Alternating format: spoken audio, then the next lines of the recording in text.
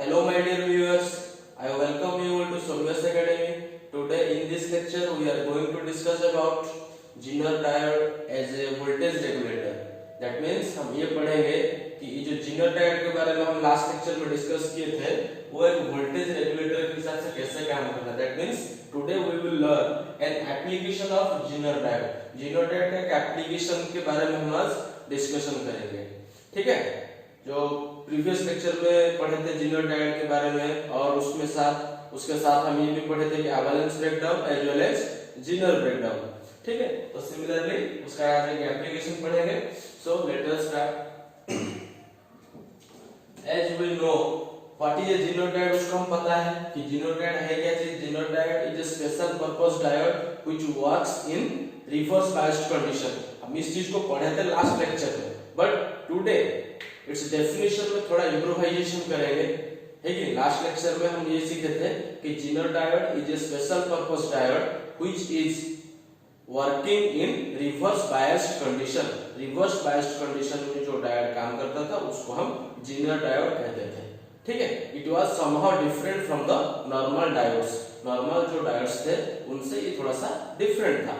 But today we will learn that Zener diode is a diode which works in the reverse biased condition as well as it works like a voltage regulator. It regulates the voltage.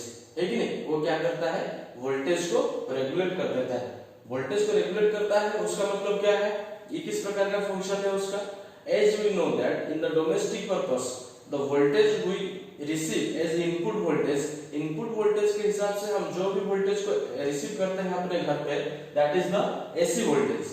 है कि this is the AC voltage. अगर हम एक AC voltage को receive करते हैं, but हम पढ़ रहे हैं इलेक्ट्रॉनिक्स में हमारा काम क्या है कि एसी को डीसी में कन्वर्ट करेंगे, डीसी में लेंगे और जो, बट यहाँ पे स्पेशल काम क्या है कि ये जो इनपुट वोल्टेज जो हमको दिख रहा है, this voltage is AC voltage. AC voltage means it is a variable voltage according to time के हिसाब से continuously the value of input voltage changes continuously. है कि नहीं? टाइम के हिसाब से इनपुट वोल्टेज continuously चेंज होता रहता है. जैसे कि मैं आप लोगों को ये बताया था, ये वाला ग्राफ में आप लोगों को शो किया था उस दिन जब हम रेक्टिफायर पढ़ रहे थे. AC वोल्टेज आपका ऐसे था, इस प्रकार का था ना, right? This was the input, and similarly we were getting output in case of full wave rectifier. है कि नहीं? हाफ वेव रेक्टिफायर में नेगेटिव वाला का आउटपुट हमको नहीं मिल रहा था. है कि नहीं? तो ये जो रेक्टिफायर था, चलिए ये जो Zener diode है इसका काम क्या है? It will give a constant output. But हम देखिए यहाँ पे जो भी डिवाइस यूज करेंगे, सर्किट को समझ लेते हैं, then your total concept will be clear. ध्यान दीजिए, यहाँ पे ये आपका इनपुट वोल्टेज है. ठीक है, ये क्या है आपका इनपुट वोल्टेज है जो कि हम सप्लाई ले रहे हैं. लेने के बाद यहाँ पे मैं सीरीज रेजिस्टेंस से कनेक्ट किया. इसका काम क्या है मैं आगे चल के आपको बताऊंगा. This is the series resistance. Here it is the load मतलब it may be TV, it may be a bulb. है कि नहीं? तो इसको मैं कनेक्ट किया हूं. मैंने बल्ब को सपोज चाहिए 6 वोल्ट ऑफ वोल्टेज. है कि नहीं? मेरे बल्ब कितना वोल्टेज चाहिए? 6 वोल्ट का वोल्टेज चाहिए. But in the input voltage is it providing 6 volt of voltage. ये मेरे को 6 वोल्ट का वोल्टेज दे रहा है क्या? Continuously it's value is increasing. 0 फिर negative direction, increasing in the negative direction, again it is 0, increasing in the positive direction 0.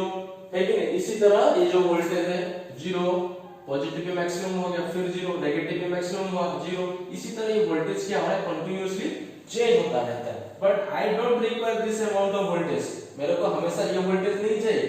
मेरे device के हिसाब से I need a voltage which is constant. मेरे को कांस्टेंट वोल्टेज चाहिए जो कि क्या करेगा? एक कांस्टेंट वोल्टेज. मेरे को 6 वोल्टेज का रिक्वायरमेंट है, मतलब I should get 6 voltage by using this device. इस Zener diode यूज करके मैं 6 वोल्टेज निकाल लूंगा ये वेरिएबल वोल्टेज से. समझ में आ रहा है कि नहीं आ रहा है? ये है आपका काम. किसका काम? मेरा काम नहीं है, आपका नहीं. This is the work of Zener diode. ठीक है, ये Zener diode यही काम करेगा. इसके साथ मैं आपको एक डिफरेंस समझा दे रहा हूँ टॉपिक के अंदर जाने से पहले. हम लोग जो रेक्टिफायर पढ़ रहे थे the rectifier was rectifying the currents, but the rectifying the voltage, but that voltage is not a constant voltage. Rectifier use करने के बाद हम जो भी वोल्टेज पा रहे थे वो वोल्टेज भी वेरिएबल वोल्टेज था। देखिए यहाँ पे 0 है, यहाँ पे maximum, suppose this is 6 volt, this is 10 volt, this is 6, this is 0, 6, 8, 10, 8, 6, 0। इसी तरह that voltage was also not constant. I accept that the rectifier was giving the voltage in the positive direction. Positive direction में मेरे को voltage दे रहा है and continuously it is rectifying the alternating voltage, है कि नहीं? But still that rectifier is not able to give a voltage of constant value, है कि नहीं? Constant value का voltage देने के लिए ये able नहीं है। So to avoid that problem we are using Zener diode। उसका काम क्या है? वेरिएबल इनपुट लेगा, कांस्टेंट आउटपुट देगा, ठीक है। सो देखिए अभी शुरू करते हैं टॉपिक। अभी आपको फिलहाल कुछ समझ में आया होगा। रेगुलेशन का मतलब क्या है?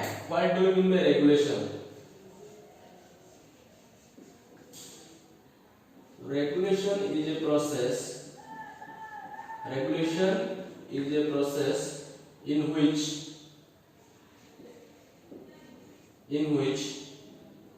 we get a constant output voltage regardless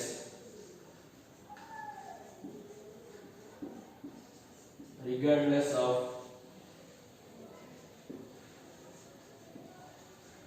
variation in input voltage। Regulation एक ऐसा प्रोसेस है जिस प्रोसेस में हम एक कांस्टेंट आउटपुट वोल्टेज पाते हैं, है कि नहीं? हमको एक आउटपुट वोल्टेज मिलेगा। कहां पे हमको आउटपुट वोल्टेज मिलेगा? दिस इज द VO, है कि नहीं? आउटपुट वोल्टेज कहां पे मिलेगा? अक्रॉस द लोड, है कि नहीं? आउटपुट वोल्टेज यहाँ पे अक्रॉस द लोड भी ऐड कर सकते हो, अक्रॉस द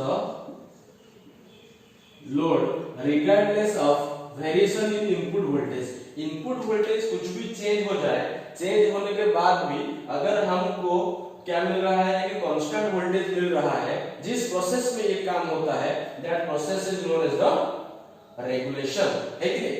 उस प्रोसेस को हम क्या कहते हैं? रेगुलेशन कहते हैं। एंड जो ये काम करता है उसको हम क्या कहेंगे?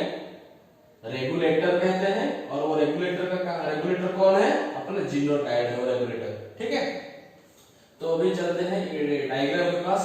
डायग्राम को थोड़ा समझ लेंगे तो हम लोगों का काम इजी हो जाएगा। ध्यान दीजिए यहाँ पे, here this is the input supply, AC supply है, this is the AC supply, ये आपका एसी है, ठीक है।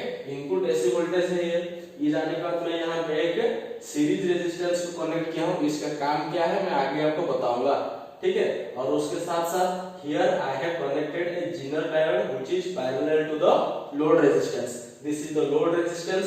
लोड मतलब कि I can say it may be television TV, it may be a fridge, it may be a washing machine और it may be a bulb, ठीक है। तो ये जो लोड में दिया हूँ, ठीक है ना, तो इसके साथ में जेनर डायोड को पैरेलल करके रखा।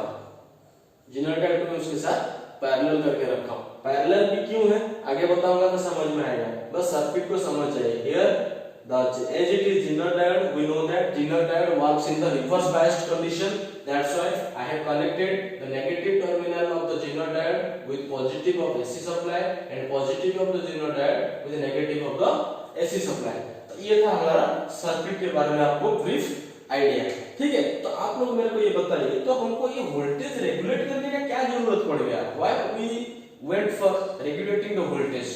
वोल्टेज को हम इसीलिए रेगुलेट किए माय डियर स्टूडेंट्स, ध्यान दीजिए, क्योंकि अगर मेरा वोल्टेज इनपुट वोल्टेज अगर ज्यादा हो जाएगा definitely the output voltage will be more and more current will be in the load resistance. ये लोड रेजिस्टेंस में लिया हूं, अगर यहां पे मेरा इनपुट वोल्टेज ज्यादा हो जाएगा तो यहां पे मेरा इनपुट करंट जो IL है, इनपुट करंट, लोड करंट जो है वो, फिर आउटपुट करंट जो लोड करंट है इट विल बी मोर, वो ज्यादा हो जाएगा। अगर ज्यादा करंट इसको थ्रू फ्लो करेगा और वोल्टेज ज्यादा हो जाएगा वहां पे, there is maximum chance of damage of the load. तो क्या होगा कि वो जो लोड में लिया हूँ, जो भी रेजिस्टेंस लिया हूँ, हमको डैमेज हो जाएगा। तो डैमेज से उसको बचाने के लिए हमको क्या करना पड़ेगा, वोल्टेज को कंट्रोल करके उसके पास देना पड़ेगा। समझ में आएगा? That's why we are using zener diode. एक चीज मैं आपको बता रहा हूँ, आप लोग जो इलेक्ट्रॉनिक्स पढ़ रहे थे, है कि नहीं, जब आप sorry electric current electricity chapter number 3 में आप लोग जो पढ़े हैं, वहां पे एक फॉर्मूला आप लोग सीखे हैं, V is equal to E minus I into R. This is the formula you have learned in chapter number 3 current electricity. V is equal to E minus IR. E is the EMF, V is the terminal voltage, IR is the potential drop. पढ़े कि नहीं पढ़े इस चीज को? This is the resistance, internal resistance इसको कह सकते हैं, इसको smaller लिखते हैं एक्चुअली, ठीक है ना? This is the internal resistance, है कि नहीं? I is the current, E is the EMF of the cell and V is the terminal voltage. सेल के बारे में जब पढ़ते थे ये वाला फॉर्मूला पढ़े। सिमिलर केस ये वाला चीज वही है। ये जो आपको वोल्टेज दिख रहा है terminal voltage, suppose this is the output voltage, that means V0। थोड़ा सा कंपेयर कर लीजिए। एंड दिस EMF जो है this is the supply voltage, that means Vin, and this IR is the voltage drop और पोटेंशियल ड्रॉप जिसको कहते हैं। और ये वोल्टेज ड्रॉप और पोटेंशियल ड्रॉप आपका कहां होगा, इस जगह पे हो जाएगा। ये जो सीरीज रेजिस्टर में कनेक्ट किया हूं, इसी जगह पे आपका क्या हो जाएगा, पोटेंशियल ड्रॉप और वोल्टेज ड्रॉप होगा, ठीक है। Suppose this is the output voltage V0। मैं आपको ये बताना चाहूंगा, suppose I need an output voltage of 100 volt for my device. मैं यहाँ पे जो डिवाइस कनेक्ट किया हूँ उसके लिए मेरे को एक कांस्टेंट वोल्टेज 100 वोल्ट का चाहिए, ठीक है। तो यहाँ पे मेरा ये होगा 100 वोल्ट, ठीक है। But supply voltage that is EMF जो ये यहाँ में लिखा हुआ है V इनपुट है ना, तो मैं सपोज यहाँ पे कितना दे रहा हूँ, 200 वोल्ट का सप्लाई दे रहा हूँ, ठीक है। 200 का सप्लाई देने के बाद मेरे को लेकिन कांस्टेंट वोल्टेज कितना चाहिए, 100 चाहिए, ठीक है। And suppose the resistance of this resistor RS is equal to suppose 10 ohm. इसका रेजिस्टेंस सपोज कितना है, 10 ओम है। अगर उसका रेजिस्टेंस 10 ओम है, ये रहा 10, तो इसके थ्रू करंट कितना फ्लो करना चाहिए, 10 एम्पीयर अगर करंट फ्लो करेगा तो 200 minus 100, again I will get the output is 100 volt। मेरे को 100 वोल्ट मिला। again suppose I increased the EMF to 250 volt। मैं जो सप्लाई वोल्टेज दे रहा हूं, my supply voltage has become 250 suppose. इस एग्जांपल के तौर पर ले रहा हूं समझाने के लिए। then what will happen, मेरे को आउटपुट कितना चाहिए, 100 वोल्ट चाहिए। so definitely 250 से अगर 150 माइनस होगा then मेरे को क्या मिलेगा, 100 वोल्ट मिलेगा। 250 के लिए मेरा यहाँ पे रेजिस्टेंस का जो वैल्यू है वो क्या है, 10 वोल्ट, वो कांस्टेंट है क्योंकि रेजिस्टेंस का वैल्यू तो चेंज नहीं होगा। ये जो R दिख रहा है ना आपको, this is the value of this resistance, है कि नहीं। तो 10 हो गया, तो 15 into 10 150, 250 minus 150 equal to again 100, right। suppose in the next case I have decreased the input voltage to 150 volt, है कि नहीं। 150 वोल्ट में उसको कर दिया हूं, ठीक है। 150 वोल्ट करने के बाद मेरे को अभी कितना रिक्वायरमेंट, आउटपुट मेरे को कितना चाहिए, मैं ऑलरेडी बोल चुका हूं, मेरा output should be always constant and it should be 100। लेकिन अगर ये 100 वोल्ट हो गया तो मेरे को इसमें से 150 से 50 माइनस करना पड़ेगा। 10 resistance is fixed, then the current is changing, this current is 5 ohm, है कि नहीं। तो ये जो तीन एग्जांपल मैं आपको सामने रखा हूं, इससे आप लोगों को क्या पता चल रहा है, here it is the terminal voltage or output voltage, this is the input voltage। when there is an increase in the input voltage, you can see that there is an increase in the potential drop। यहाँ पे initial potential drop आपका कितना था, 10 into 10, that is 100। in the second case again your potential drop or voltage drop is 15 into 10, that is 150। कितना बढ़ा है यहाँ पे, 50 बढ़ा है। यहाँ पे अगर वोल्टेज 50 वोल्ट में बढ़ा रहा हूँ, यहाँ पे मेरा पोटेंशियल ड्रॉप भी 50 बढ़ रहा है कि नहीं। तो ये जो पोटेंशियल ड्रॉप हो रहा है, ये क्या हो रहा है, इसका काम क्या है, ये क्यों ऐसा हो रहा है, because to maintain a constant voltage, एक वोल्टेज को कांस्टेंट मेंटेन करने के लिए ये पोटेंशियल जितना मतलब कि 200 वोल्ट में इसको दे दिया, यहाँ पे मैं दे रहा हूँ 200 वोल्ट, मेरे को यहाँ जरूरत है 100 वोल्ट, तो 200 वोल्ट इधर आ रहा था, पोटेंशियल डिफरेंस ये जो जीरो डायोड के साथ लोड रेजिस्टेंस पैरेलल कनेक्शन हुआ है, तो इसको अगर 200 वोल्ट मिलेगा तो इसको भी 200 वोल्ट मिलेगा, लेकिन ये 200 वोल्ट का वोल्टेज अगर लेगा तो ये सर्किट मेरा डैमेज हो जाएगा, ये डिवाइस मेरा, ये लोड मेरा डैमेज हो जाएगा। सो उसको बचाने के लिए मेरे को क्या करना पड़ेगा, ये जो जीरो डायोड लगाया हूं इसका काम क्या है, it will receive the 100 volt only. 100 volt receive करने के बाद बाकी जो 100 वोल्ट है it will be voltage drop. Voltage drop हो जाएगा मतलब कि इसके थ्रू चला जाएगा, को किसी जो आरएस जो लिखा हूं मैं, इसके थ्रू ये वोल्टेज बाहर चला जाएगा। समझ में आ रहा है नहीं आ रहा है? इसी तरह कितना भी मैं वोल्टेज को कंट्रोल करूं, कितना भी मेरा इनपुट वोल्टेज चेंज होता रहे, मेरा लोड के ऊपर कोई असर नहीं पड़ेगा, due to the use of this device, जिसका नाम क्या है, जीनर डायोड। ठीक है, अभी आपको समझ में आ रहा होगा कि जीनर डायोड का फंक्शन क्या है। It regulates the voltage in this way. In this वे मतलब क्या है कि जितना ज्यादा वोल्टेज फ्लो करेगा उसका रिक्वायरमेंट के हिसाब से मैं ये जीनर डायोड वोल्टेज ले लेगा। उससे ज्यादा अगर वोल्टेज हो गया, ज्यादा वोल्टेज मतलब कितना वोल्टेज होगा, ब्रेकडाउन वोल्टेज, जिस वोल्टेज में आपको इस प्रकार का ग्राफ मिल रहा था, याद है कि नहीं, ये जो करंट आपका दिख रहा है कि नहीं, ये यहां तक उसका कांस्टेंट है कि नहीं, यहाँ पे आपका नी पॉइंट आ गया, नी पॉइंट तक जितना वोल्टेज है कि नहीं, नी पॉइंट तक आपका जितना वोल्टेज है उतना वोल्टेज को टॉलरेट करेगा, है कि नहीं। उससे अगर ज्यादा वोल्टेज हो जाएगा तो ऑटोमेटिकली ब्रेकडाउन शुरू हो जाता था उसका, जिसको हम लोग क्या कहते थे, जीनर ब्रेकडाउन कहते थे, है कि नहीं। तो उसी पॉइंट में क्या होगा कि यहाँ पे ज्यादा जब हो जाएगा वो एक्स्ट्रा वोल्टेज को क्या करेगा, वो वोल्टेज ड्रॉप के हिसाब से या फिर पोटेंशियल ड्रॉप के हिसाब से रिटर्न कर देगा, और जितना रिक्वायरमेंट है 100 वोल्ट चाहिए तो 100 वोल्ट ले लिया। इसके थ्रू अगर 100 वोल्ट का करंट फ्लो होगा, 100 वोल्ट का वोल्टेज अगर जाएगा तो इसके साथ लोड पैरेलल है तो इसको भी 100 वोल्ट हो जाएगा। समझ में आ रहा है कि नहीं आ रहा है? जनरली मार्केट में जो डायोड मिलता है आपका 6 वोल्ट 10 वोल्ट ऐसा करके रिक्वायरमेंट के हिसाब से अलग अलग जीनर डायोड आपको मिलता है, ठीक है ना। तो उसी के हिसाब से सपोज ये 10 वोल्ट का रहेगा तो वो 10 वोल्ट तक वोल्टेज को ले पाएगा, उससे ज्यादा नहीं ले पाएगा। अगर ज्यादा वोल्टेज यहाँ से आएगा तो उसको रिटर्न कर देगा। 10 वोल्ट ले लिया तो मतलब ये जो डायोड है, इस डायोड जिस सर्किट में कनेक्ट होगा वहां पे जो भी लोड आप यूज करेंगे या फिर जो भी रेजिस्टेंस आप यूज करेंगे, it should operate at a voltage 10 volt और बिलो 10 वोल्ट। यहाँ पे जो भी आपका डिवाइस यूज होगा वो 10 वोल्ट और 10 वोल्ट से नीचे वोल्टेज में वो काम करेगा, उससे ज्यादा वोल्टेज में काम नहीं करेगा, है कि नहीं। ज्यादा वोल्टेज उसके पास आएगा ही नहीं। समझ में आ रहा है कि नहीं? टू मेक इट सेफ, उसको सेफ रखने के लिए 10 वोल्ट से ज्यादा वोल्टेज उसके पास आएगा ही नहीं। अगर आएगा भी, जीनर डायोड यहाँ पे है, वो क्या करेगा, एक्स्ट्रा वोल्टेज को पोटेंशियल ड्रॉप के हिसाब से इस रेजिस्टेंस के थ्रू बाहर निकाल देगा। ये उसका काम है। This is the function of zener diode as a voltage regulator. हाँ, एक चीज मैं आपको ये भी बताना चाहूंगा, ये जो जीनर डायोड है ये कब काम करेगा। जीनर डायोड में वोल्टेज इसका सपोज कितना है, suppose it's voltage is Vz। Zener diode का वोल्टेज Vz है। If Vz is greater than VL, load का जो आउटपुट वोल्टेज है, आउटपुट वोल्टेज से अगर जीनर वोल्टेज ज्यादा है तो क्या होगा कि the current will not flow through the Zener diode. Zener diode के थ्रू करंट फ्लो नहीं करेगा, दैट मींस जीनर डायोड काम नहीं करेगा। काम क्यों नहीं कर रहा है, वो तो काम तब करेगा ना जब उसका नी वोल्टेज तक आ जाएगा, ब्रेकडाउन वोल्टेज तक जब आएगा तब जाके वो काम करेगा, है कि उससे कम वोल्टेज में ये तो सैचुरेशन करंट रहेगा, उसमें ये फंक्शन ही नहीं करेगा, है कि तब फंक्शन करेगा जब उसका वोल्टेज Vz हो जाएगा। समझ में आ रहा है कि नहीं है?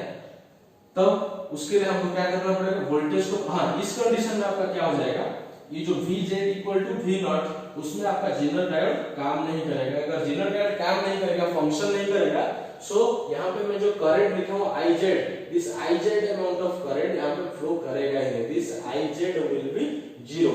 यहाँ पे करंट कुछ फ्लो नहीं करेगा। That means in this case when Vz is greater than V0, at that time I can say that Is is equal to IL। यहाँ पे सीरीज रेजिस्टेंस में जितना करंट फ्लो करेगा, लोड रेजिस्टेंस में भी उतना ही करंट फ्लो करेगा, क्योंकि यहाँ पे जो जंक्शन आपको दिख रहा है ना, इस पॉइंट पे यहाँ पे करंट डिवाइड होने का चांस नहीं है, because this is not functioning, ये अभी फंक्शन नहीं कर रहा है। ये फंक्शन कब करेगा, there is a condition in which condition this will function when Vz is greater than, sorry,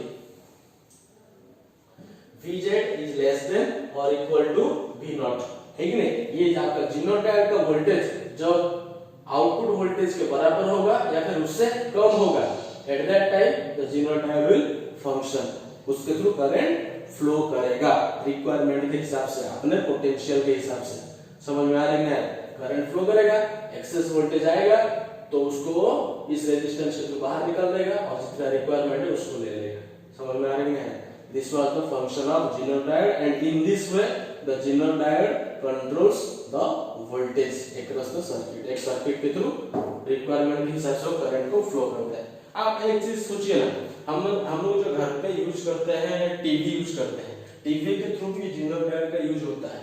देखिए टीवी को एक पर्टिकुलर एक कांस्टेंट वोल्टेज चाहिए, है कि नहीं, बट हमको जो एसी सप्लाई आ रहा है that supply is not constant, supply voltage हमारा वेरी हो रहा है। अगर मान लो कि वोल्टेज कम हो गया, बल्ब हमारा डिम हो जाता है, बट हमारा टीवी चलता रहता है। आजकल जो सब आ गया, एलईडी टीवी आ गया, एलसीडी वगैरह आ गया है, वो सब क्या है, मतलब कि आपका बल्ब डिम हो जाएगा, है कि नहीं, but your what TV continues to work, TV आपका कंटिन्यूअसली काम करता रहता है। ऐसा क्यों होता है, कैसे हो जाता है, वोल्टेज कम हुआ तो वो भी तो कम हो जाना चाहिए, डिम हो जाना चाहिए, लेकिन वो नहीं होता है। This is only because of the zener diode, zener diode की वजह से वो कंटिन्यूअसली चलता रहता है। समझ में, आई होप कि आपको ये लेक्चर समझ में आया होगा। अगर समझ में नहीं आया है तो आप लोग मुझे डाउट्स पूछ सकते हैं, ठीक है। सो नेक्स्ट लेक्चर में हम लोग फोटोडायोड और एलईडी ऐसे और 3-4 लेक्चर लगेंगे इस चैप्टर को कंप्लीट करने के लिए, उसको हम आगे पढ़ेंगे। Till then bye.